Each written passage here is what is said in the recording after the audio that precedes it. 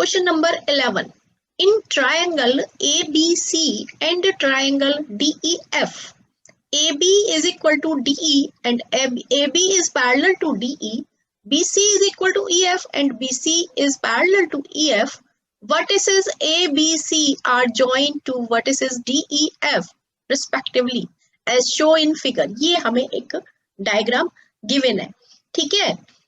और हमें इसमें प्रूव करना है कि quadrilateral ABED is a parallelogram, quadrilateral BEFC is a parallelogram, AD is parallel to CF and AD is equal to CF. Quadrilateral ACFD is a parallelogram, AC is equal to DF and triangle ABC congruent to triangle DEF.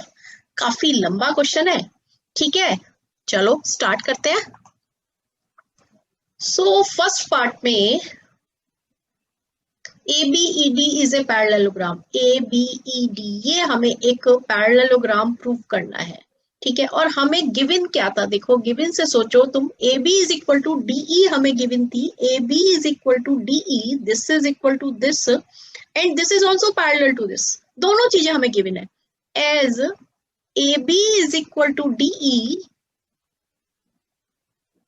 and AB is parallel to DE, therefore ABED is a parallelogram.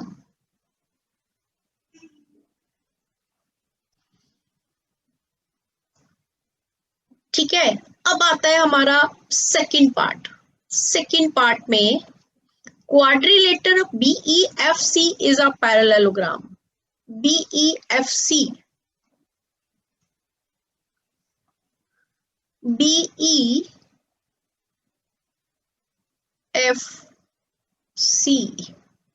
this one, ठीक है। तो देखो इसमें भी हमें second part के लिए भी हमें जो गिवन था, BC is equal to EF and BC is parallel to EF, as BC is equal to ये BC, this one, ठीक है। BC is equal to EF and BC is parallel to EF, therefore BEFC is a parallelogram.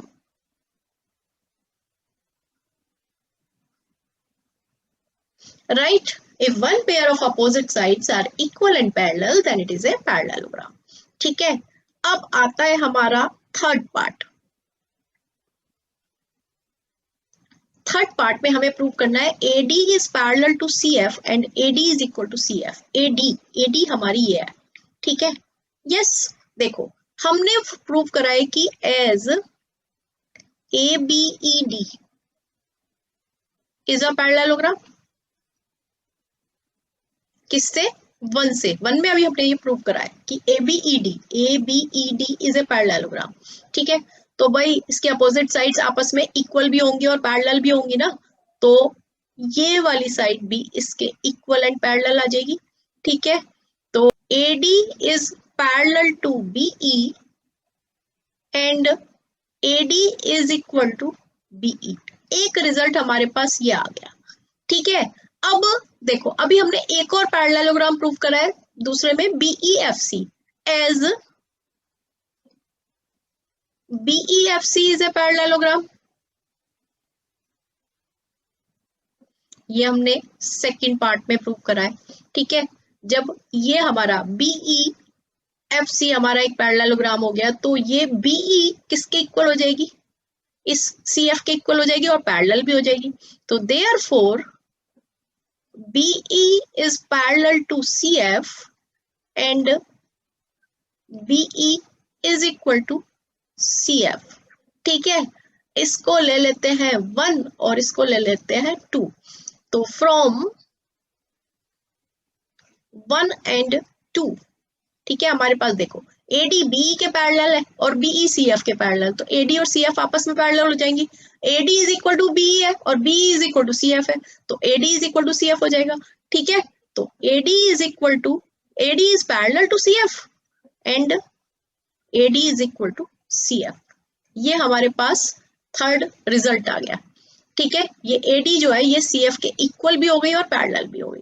अब आते हैं हम fourth part पर कि quadrilateral ACFD is a parallelogram. ठीक है, तो ये तो बहुत इजी हो जाता है। देखो फोर्थ पार्ट में quadrilateral ADFC is a parallelogram from third का हमारा रिजल्ट क्या आया है भाई? AD is parallel to CF and AD is equal to CF। देखो AD is parallel to CF and AD is equal to CF, तो भाई ये ADFC ये हमारा एक पैरेललोग्राम बन गया कि नहीं बन गया? बन गया ना? ठीक है ना बच्चों, यही चीजें बस तुम्हें देखनी है कि ये देखो ये ADFC ये पूरा एक पैरेललोग्राम बन गया। ठीक है, सो फोर्थ पार्ट भी हो गया हमारा प्रूफ। अब हमें क्या प्रूफ करना है? देखो next AC is equal to DF। अब इस पैरेललोग्राम का हमारा ये जो AC है ये DF आपस में इक्वल हो जाएंगे और पैरेलल भी हो जाएंगे। ठीक है, AC is equal to DF हो जाएगा क्योंकि अभी हमने ये पैरेललोग्राम प्रूव करा है। ठीक है, तो फिफ्थ पार्ट में AC is equal to DF, opposite sides of parallelogram।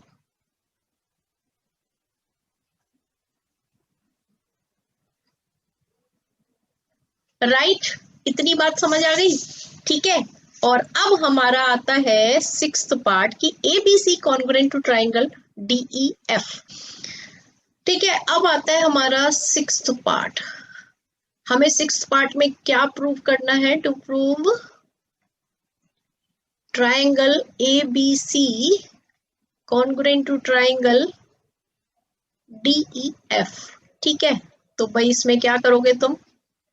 Simple सी चीज है, देखो AB is equal to DE है, गिवन था ये हमें। ठीक है, ये हमें गिवन थी। और BC is equal to EF थी, ये भी हमें गिवन थी, दिस इज ऑल्सो गिवन।